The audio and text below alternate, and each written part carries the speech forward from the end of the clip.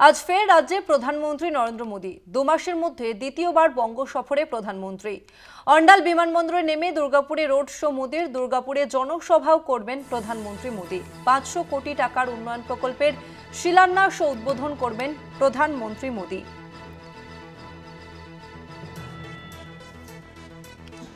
দুর্গাপুর থেকে সরাসরি রয়েছে আমাদের প্রতিনিধি সঞ্জীব সুই।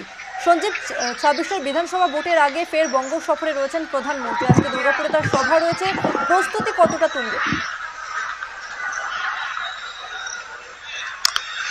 দেখো, সকালবেলা আমরা যখন 6:30টার সময় এই সভাস্থলে আসি দুর্গাপুরে নেহেরু স্টেডিয়ামে, এখনো পর্যন্ত কিন্তু প্রস্তুতি পর্বের কাজ চলছে। মানে এখনো পর্যন্ত সমস্ত কাজ কিন্তু কমপ্লিট হয়ে উঠতে পারেনি। তার উপরে ভারী বৃষ্টি হয়েছে দুর্গাপুর শহরে বেশ কিছুদিন।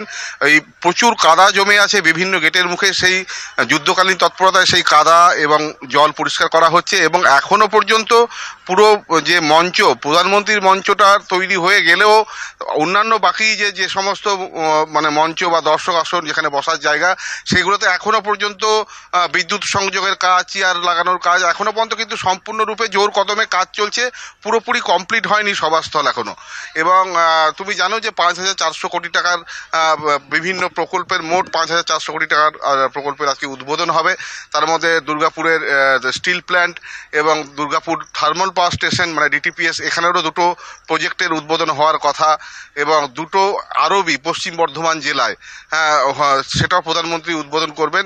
এইরকম প্রচুর প্রকল্প রয়েছে। গ্যাস পাইপলাইন পাতার কাজ রয়েছে, রেল লাইন প্রকল্পের কাজ রয়েছে।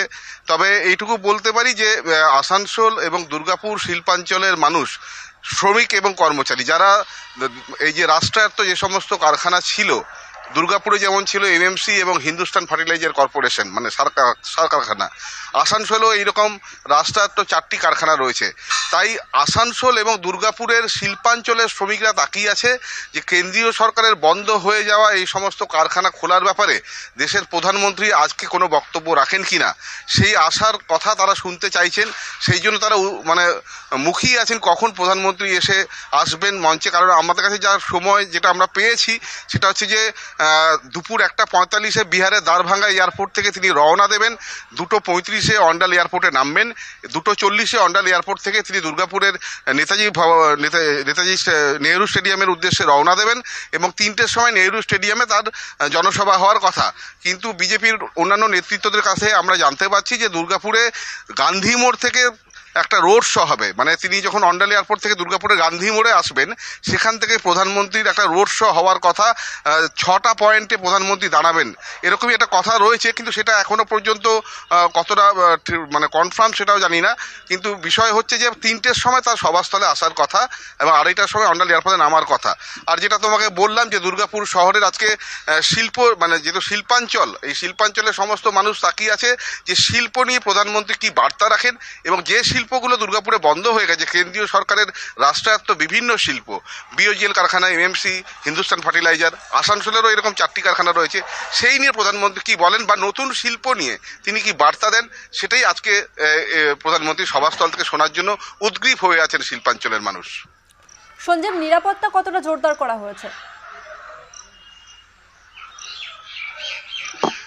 দেখো, প্রধানমন্ত্রীর যবে থেকে কথা হয়েছে যে প্রধানমন্ত্রীর দুর্গাপুরে সভা রয়েছে, তবে থেকেই দুর্গাপুরে আঁটো নিরাপত্তা করা হয়েছে। এবং গতকাল থেকে তো দুর্গাপুরে বিভিন্ন রাস্তায় নাকা চেকিং থেকে শুরু করে এবং বিভিন্ন রাস্তায় কিছু রাস্তা ব্লক করা হয়েছে, বিশেষ করে মানে ভিড় এড়ানোর জন্য। যেহেতু যে রাস্তা দিয়ে প্রধানমন্ত্রী আসবেন সড়ক পথে এই আমাদের নেহেরু স্টেডিয়ামে, সেই সড়ক পথের বিভিন্ন জায়গাতে এখনো পর্যন্ত পুলিশ কুকুর এবং বম্ব স্কোয়াড বিভিন্ন রকমভাবে যত রকমভাবে নিরাপত্তা আঁটোসাঁটো করা যায় তত রকমভাবে নিরাপত্তা আঁটোসাঁটো করা হয়েছে।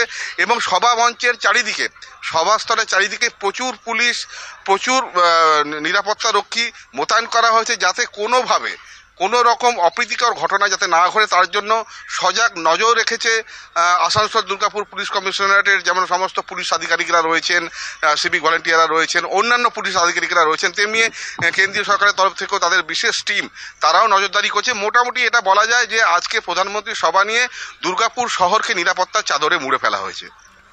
ধন্যবাদ তোমাকে সঞ্জীব।